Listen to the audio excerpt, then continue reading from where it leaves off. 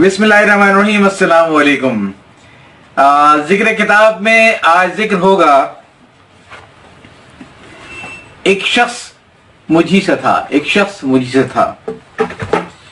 पहले तो मैं कहूंगा कि इस कायनात का निजाम कुन फयकून पर चल रहा है, यानी कहा हो जा तो हो गया। लेकिन कभी कभार ये फयकून भी मुसब्बिबुल असबाब अपने ही बंदों से करवाता है, जो ड्रामों के किरदारों के तरीके से अपने अपने हिस्से का रोल अदा करते हैं, जिनमें से बहुतों को तो मालूम ही नहीं होता कि उनका किरदार कितना अहम था। मसलन वो शख्स जिसने 30 साल पहले अपने पसंदीदा कॉलम निगार के कॉलम के तराशों को एक फाइल में लगाया था, या फिर वो शख्स जो हर इतवार को फुटपाथ पर अपने 20 साथियों के हमराह पुरानी किताबें शायकीन कुतुब की लिस्ट जाकर बैठता है कि ये खजाने तुझे मुमकिन है खराबों में मिले। उसे आज भी इल्म ना होगा कि कुतुब ने से कितना बड़ा काम लिया जब चंद साल कबल उसने जो फाइल रद्दी में उसके पास पहुंची थी किताबों के एक शायक को दिखाई और कहा कि देखिए शायद इसमें आपके मतलब की कोई चीज होगी। ये एक इत्तेफाक था कि जिसे फाइल दिखाई गई वो उर्दू अदब के बहुत बड़े मुहक्किक जनाब अकील अब्बास जाफरी साहब थे।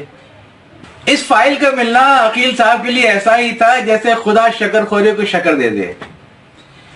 वो इस फाइल की मदद से 11 नवंबर 2020 को, जब इस अहद के एक बहुत बड़े अदीब और कॉलम निगार जनाब नसरुल्लाह खान साहब का 7 साला यौम पैदाइश था, लोगों तक उनकी यादबीती पहुंचाने में कामयाब हो गए। इस फाइल में उनकी यादबीती का एक बड़ा हिस्सा तो मौजूद था, लेकिन वो नामुकम्मल था और कई जगहों से वो उसकी कुछ चीजें मिसिंग थी, जिसे तलाश करने के लिए अकील साहब को बहुत मेहनत और बहुत तहकीक करनी पड़ी और फाइनली डॉन अखबार की लाइब्रेरी से वो उसके गुमशुदा हिस्से भी दरियाफ्त करने में कामयाब हो गए।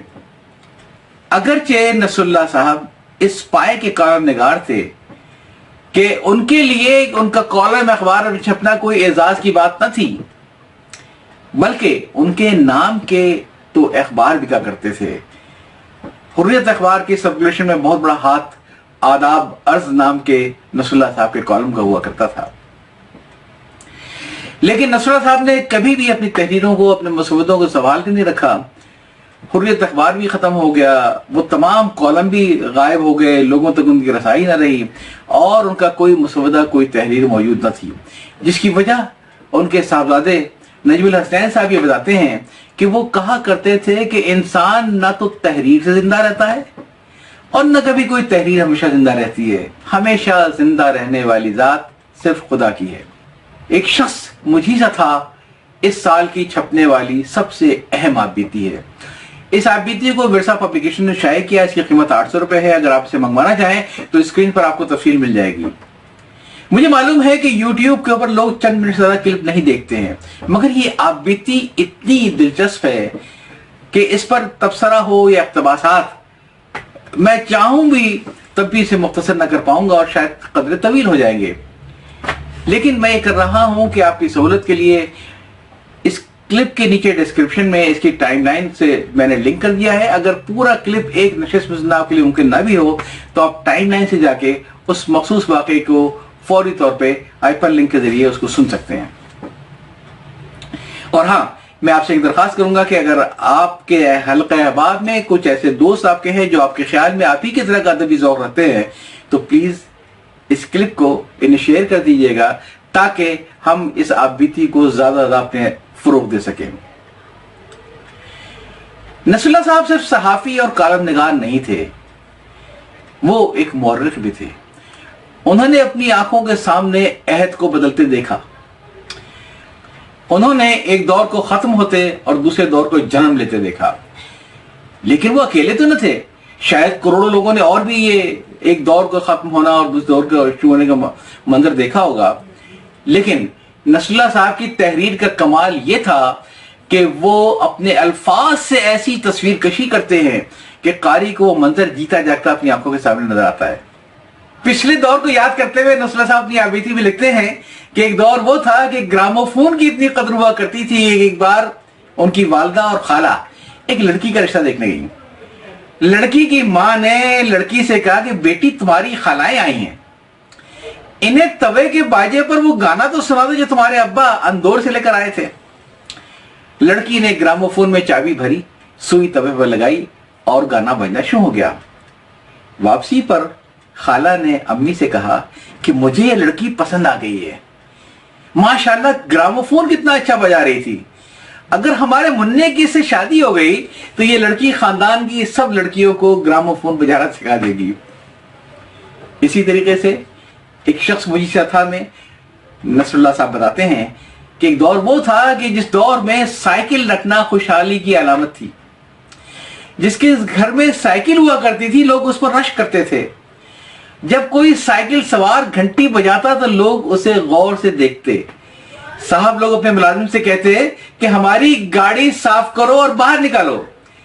نوکر سائیکل صاف کر کے باہر نکالتا، صاحب کوئی دور تو سائیکل کو ہاتھ میں لے کر دوڑتے اور پھر پچھلی ٹانگ گھما کر سائیکل پر سوار ہو جاتے۔ اسی طریقے سے جہازوں کی آمد کا انہوں نے ذکر کیا کہ پہلے تو جنگی طیارے اڑا کرتے تھے اور ہم بچپن میں انہیں اڑتا ہوا دیکھتے تھے، انہیں ہم چیل گاڑی کہتے تھے۔ کچھ مدت کے بعد ایسے طیارے بھی آ گئے جو جنگی طیاروں سے مختلف تھے، اس میں فرنگی تاجروں کا مال ایک جگہ سے دوسری جگہ پہنچایا جاتا تھا۔ شروع میں یہ طیارے بستیوں پر سے نہیں گزرتے تھے، لیکن جب ان کی تعداد میں اضافہ ہوا تو یہ ہمارے شہروں پر سے بھی گزرنے لگے۔ لوگوں نے اس کے خلاف آواز اٹھائی کہ ہوائی جہاز اڑانے والے ہماری عورتوں کو چھتوں، صحنوں اور آنگنوں میں ننگا کھلا بھی دیکھتے ہوں گے۔ یوں ہماری عورتوں کی عزت و آبرو خطرے میں پڑ گئی ہے۔ چنانچہ اس موضوع پر جلسے جلوس ہوئے، اداریے لکھے گئے۔ ایک اخبار نے اپنے اداریے میں لکھا کہ جب طیارچی ہوائی جہاز میں پیشاب کرے گا تو ظاہر اس کے قطرے زمین پر بھی پڑیں گے، کون پاک رہ جائے گا؟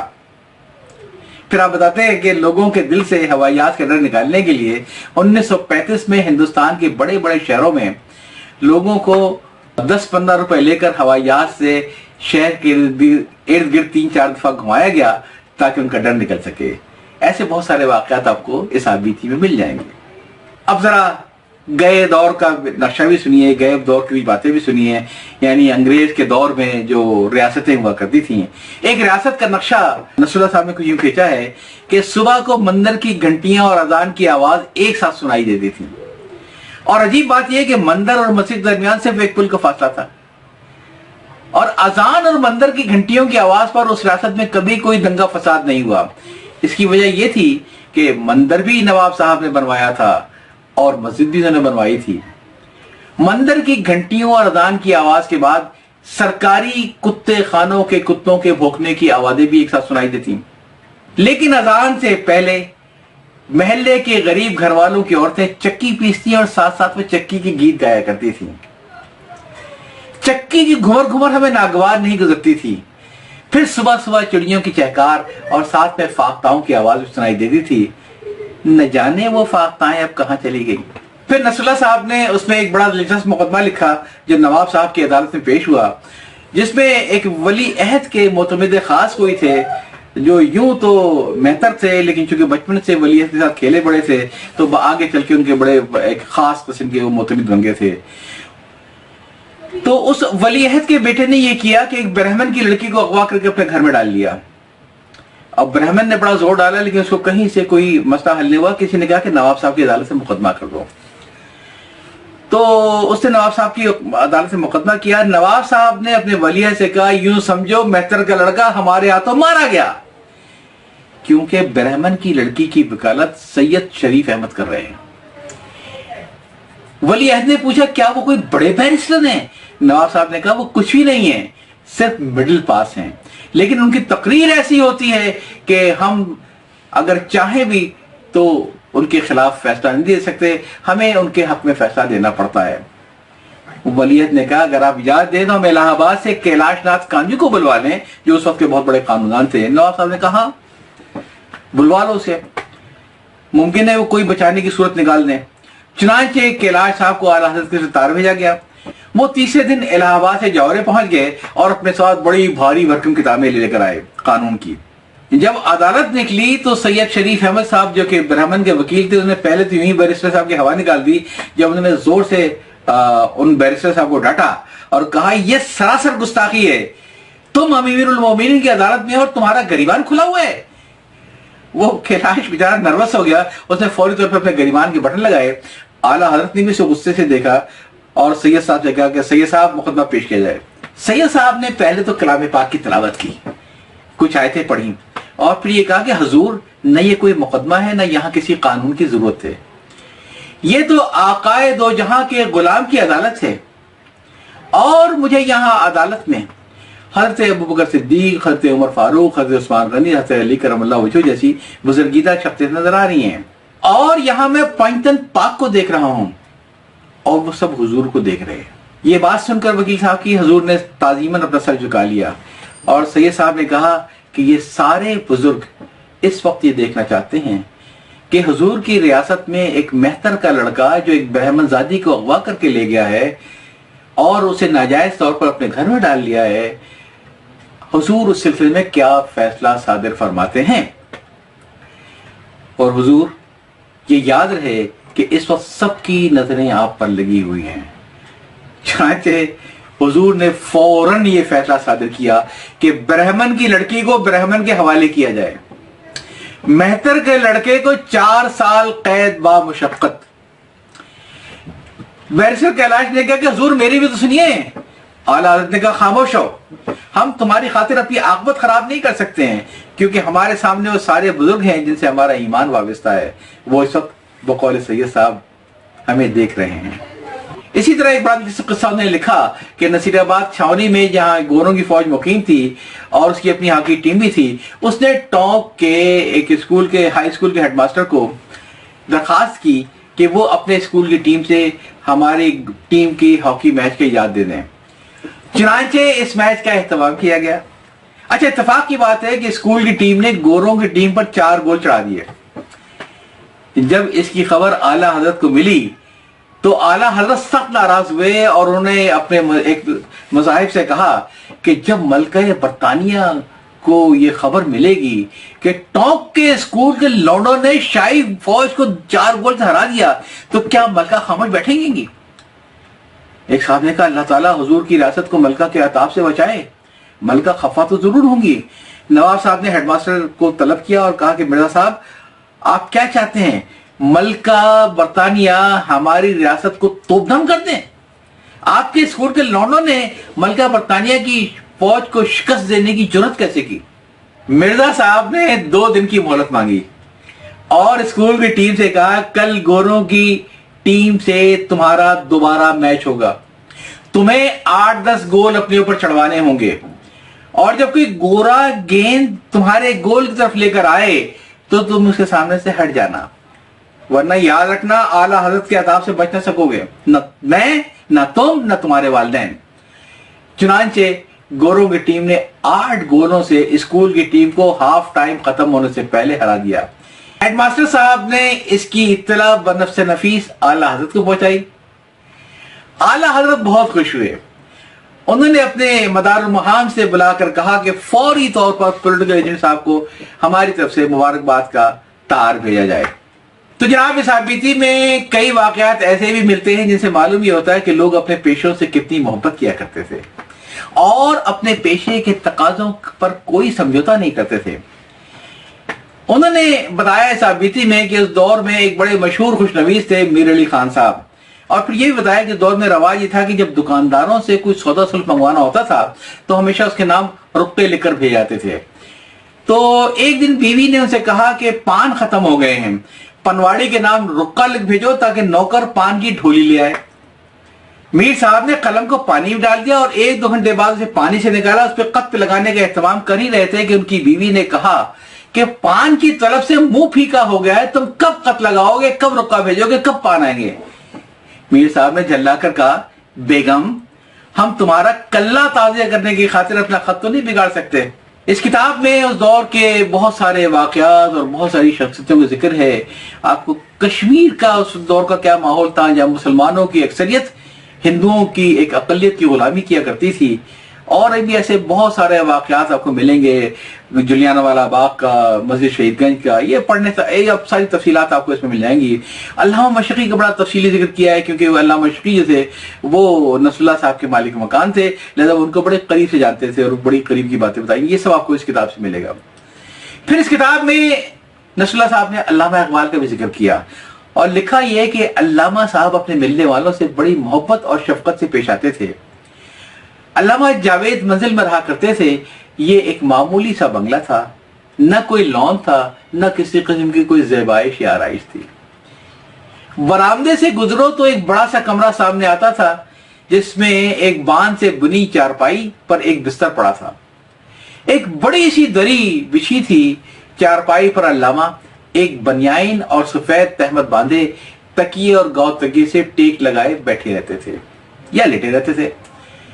کشادہ پیشانی، چوڑا چکلا سینہ، دراز قامت، آنکھیں زیادہ پڑھنے اور زیادہ سوچنے کی وجہ سے ادھ کھلی رہتی، اور قریبی ایک حقہ پڑا رہتا اور علامہ ٹھہر ٹھہر کر اس میں کش لگاتے۔ علامہ کے دوست احباب اکثر شام کو ان کے ہاں جمع ہو جاتے اور پھر علمی اور ادبی باتیں ہوا کرتی تھیں۔ کسی زمانے میں علامہ اقبال بہت ترنم سے کلام پڑھتے تھے، لیکن عمر کے آخری حصے میں وہ کلام سنانے اور شاعری کو تضییع اوقات سمجھتے تھے۔